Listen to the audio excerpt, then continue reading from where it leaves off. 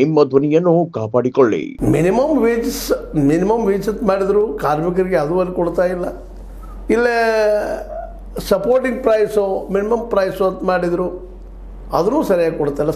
ಸರ್ಕಾರ ಘೋಷಣೆ ಮಾಡ್ತದೆ ಈ ಒಂದು MSPಯನ್ನು, ಆದ್ರೆ ಅದನ್ನು ಅಲ್ಲಿ ಕೊಳ್ಳುವವರು ತೊಗೋಬೇಕಲ್ಲ ಆ ಮಟ್ಟಿಗೆ. ಅಂದರೆ ವ್ಯಾಪಾರಿಗರು, ಅದು ನಡ್ಕೊಂಡು ಬಂದಂಥ ದಲ್ಲಾಳಿಗಳು ಆ ಪ್ರಮಾಣದಲ್ಲಿ ತೊಗೊಳ್ಳೋದಿಲ್ಲ.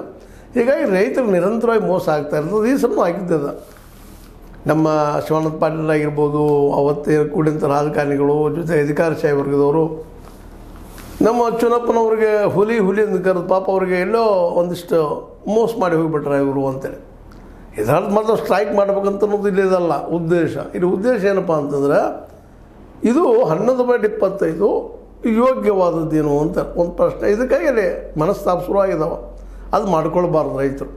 ಯಾಕಂತಂದ್ರೆ ರೈತರು ಇಡೀ ಮನುಕುಲದ ರೈತರು ಹೇಳಿದಾರೆ, ಇಡೀ ಮನುಕುಲ ಹಿಡಿದು ಅವ್ರು ದೊಡ್ಡ ಆಸರೆ ಇವತ್ತಿನ ನಾಗರಿಕತೆಯ ಬೇಸ್ ಅವರು.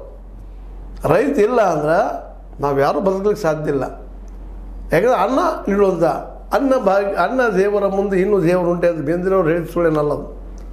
ನಮ್ಮ ಪಾಲಿನ ದೇವರವರು. ಅದಕ್ಕೆ ಅವರಿಗೆ ಮೋಸ ಮಾಡ್ತಾ ಇರ್ತೀವಿ ನಾವೆಲ್ಲ. ಅಧಿಕಾರಶಾಹಿ ವರ್ಗದವರು, ಆಡಳಿತಶಾಹಿ ವರ್ಗದವರು, ಜೊತೆಗೆ ನಮ್ಮ ರಾಜಕೀಯ ಜನರು. ನೋಡ್ರಿ ಅದನ್ನು ಆಡಳಿತ ನಾವು 3,500 ಕೇಳ್ತಾ ಇದ್ರು ನಮ್ಮ ರೈತರು.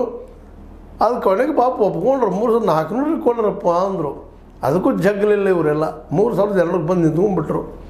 ಮುಂದೆ ನಾವು ಭಾಳ ಅದನ್ನು ಒಂದು ವಿಡಿಯೋ ಮಾಡಿ ಬಿಟ್ಟಿವಿ ನಾವು ಆ ದಿಶೆಯಲ್ಲೇ. ಇನ್ನು ಮುಂದೆ ಬರ್ದಿಲ್ರಿ ಅವರು ಅಂತೇಳಿ ಸ್ವಲ್ಪ ಎಚ್ಚರಿಕೆಯಿಂದ ಹೆಜ್ಜಿಡಬೇಕಾಗಿತ್ತು.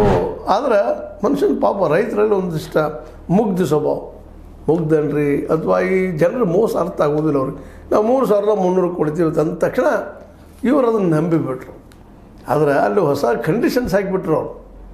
ಕಂಡೀಷನ್ ಏನಪ್ಪ ಅಂದರೆ ಮೋಸ ಮಾಡುವಂಥದ್ದು. ಅದನ್ನು ಚರ್ಚೆ ಮಾಡಬೇಕಾಗಿತ್ತು. ಚರ್ಚೆ ಮಾಡಿ ಇದು ಸರಿನಾ ತಪ್ಪ ಅನ್ನೋದು ತಿಳ್ಕೊಂಡು ಹೆಜ್ಜೆ ಇಡಬೇಕಾಗಿತ್ತು. ಅದು ಇಡಲಿಲ್ಲ. ಅದು ಕೂಡ ಈಗ ರೈತರೆಲ್ಲ ಒಡಕ್ಕೆ ಮಾಡಿದ್ದು. ಇದು ಮತ್ತೆ ಅವರು ತಿದ್ಕೋಬೇಕಿದ್ದಾರೆ, ಬೇರೆದವ್ರು ಯಾರು ತಿದ್ದುದಿಲ್ಲ.